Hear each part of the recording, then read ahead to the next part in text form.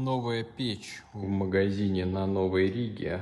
Firebird Leopard.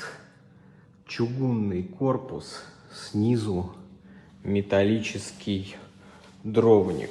Что у нас интересного? Патрубок 150 диаметра, подключение верхнее и заднее. Сзади нет экрана, есть подача воздуха извне. Будет нагреваться сильно, нужна хорошая теплоизоляция. Дверца чугунная, ручка сделана заподлицо.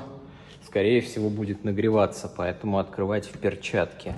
Но механизм запирания достаточно плотный, с доводчиком. Сама ручка мощная. Есть довод двери, то есть дверца сама закрывается под собственным весом, но только в определенном положении.